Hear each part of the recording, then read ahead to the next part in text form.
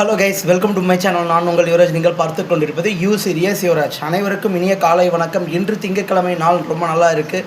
நம்ம சேனலில் முக்கியமான நியூஸை பற்றி இப்போ பார்த்துருவோம். மகளிர் விடுதிக்குள் புகுந்து MBA மாணவியை பலாத்காரம் செய்த 67 முதியவர். ஒடிசாவில் அதிர்ச்சி. தீபக் பிரதான் மீது போலீஸார் வழக்கு பதிவு செய்து தீவிர விசாரணை நடத்தி வருகின்றனர். என்ன ஒரு கொடுமைன்னு பார்த்தீங்களா, ஒரு ஹாஸ்டலுக்குள்ளே பூந்து ஒரு பலாத்காரமான போன்ற தவறான செயல்களில் ஈடுபடக்கூடிய அளவுக்கு அந்த ஹாஸ்டல் அவ்வளோ வீக்கான செக்யூரிட்டி நிலைமையில் மெயின்டைன் பண்ணிட்டு இருக்காங்க. இது என்ன கொடுமைன்னு சொல்கிறதுனே எனக்கு தெரியலைங்க.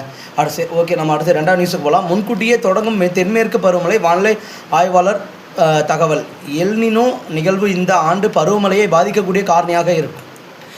3ஆம் நியூஸ். தமிழகத்தில் 4 நாட்களுக்கு வெப்பம் அதிகரிக்கும். வானிலை ஆய்வு மையம். வேலூர் உள்ளிட்ட வட மாவட்டங்களில் வடக்கு உள் மாவட்டங்களிலும் 105 டிகிரியை தாண்டி வெயில் பதிவாகிறது. கிட்டத்தட்ட 12 மாவட்டத்துக்கு மேலே 100 டிகிரி செல்சியஸுக்கு மேலே தாண்டிடுச்சு. இப்போ பார்த்திங்கன்னா 105 டிகிரி செல்சியஸை ரீச் பண்ண போகிறதா வானிலை ஆய்வு மையம் சொல்லியிருக்காங்க. சரி, 5ஆவது நியூஸுக்கு போகும். திருவண்ணாமலையில் சித்ரா பௌர்ணமி கிரிவலம் செல்ல உகந்த நேரம் அறிவிப்பு. திருவண்ணாமலையில் சித்ரா பௌர்ணமி கிரிவலம் செல்ல உகந்த நேரத்தை கோவில் நிர்வாகம் அறிவித்துள்ளது.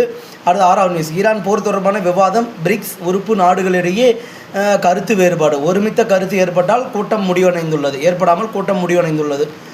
அரக்கோணம் திருத்தணி மின்சார ரயில் ரத்து. பராமரிப்பு பணி காரணமாக ரயில் சேவையில் மாற்றம் செய்யப்பட்டுள்ளதாக தகவல் நம்மளுக்கு கிடைச்சிருக்கு. அடுத்தா பார்த்தீங்கன்னா, சாலையில் நடந்து கல்லூரி மாணவியிடம் சில்மிசம். வாலிபர் கைது. மாணவியிடம் சில்மிசத்தில் ஈடுபட்ட வாலிபரை போலீஸார் கைது செய்தனர். எங்கேயுமே பொண்ணுங்க நடக்கவே கூடாதுலடா, உங்களுக்கு அந்த மாதிரியான சூழ்நிலையை உருவாக்கி வச்சுருக்கோம் நம்ம ஆட்சியாளர்கள். ஓகே, ஒன்றும் சொல்ல முடியல, சொன்னாலும் நம்மளை தான் தப்பாக பார்ப்பாங்க. Okay guys, thank you. அடுத்த கூடங்குளம் முதலாவது அணு உலகில் தொழில்நுட்ப கோளாறு காரணமாக மின் உற்பத்தி பாதிக்கப்பட்டிருக்கிறதா தகவல் கிடைச்சிருக்கு. ஒரு இளநீர் ரூபாய் 80க்கு விற்பனை. பொதுமக்கள் அதிர்ச்சி.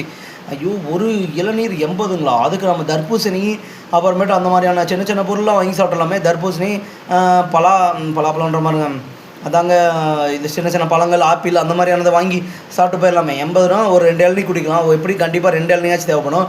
அது 80 120 1 கிலோ ஆப்பிளே 200 250 தான் வரும். ஆப்பிளே வாங்கி வச்சோம்னா ஆப்பிள் ஜூஸ் போட்டுக்கலாம், மாதுளை ஜூஸ், இந்த மாதிரியான ஜூஸ் குடிச்சிட்டு போயிடலாம். விற்பனை செய்யப்படுவதால் இளநீர் வாங்க வரும் பொதுமக்கள் அதிர்ச்சி அடைந்துள்ளனர். அவங்களுக்கான டிமாண்டை ஏற்படுத்திகிட்டே இருக்காங்க. அந்தந்த பொருளுக்கான டிமாண்ட் ஏற்படுத்திட்டு இருக்காங்க. திம்பம் மலைப்பாதையில் மீண்டும் இரவில் உலா வந்த சிறுத்தை. திம்பம் பகுதியில் மற்றொரு இடத்தில் காரில் சென்று கொண்டிருந்த ஒரு வாகன ஓட்டி தடுப்பு சுவரின் பின்புற பகுதியில் சிறுத்தை ஒன்று படுத்திருந்ததை கண்டார். அடுத்த ராகவ் சத்தா வீட்டை முற்றுகையிட்டு போராட்டம். ஆம் ஆத்மி கட்சியினர் கைது. பாரதிய ஜனதாவில் இணைந்த மாநிலங்களவை MP ராகவ் சத்தாவை கண்டித்து கார் பகுதியில் உள்ள அவரது வீட்டின் முன் போராட்டத்தில் ஈடுபட்ட ஆம் ஆத்மி கட்சியினர் கைது செய்யப்பட்டனர். நாமக்கல்லில் பார்த்திங்கன்னா முட்டை கொள்முதல் விலை உயர்வு 510 காசுகளாக. நாமக்கல் மண்டலத்தில் முட்டை கொள்முதல் விலை 510 காசுகளாக இருந்து வந்தது.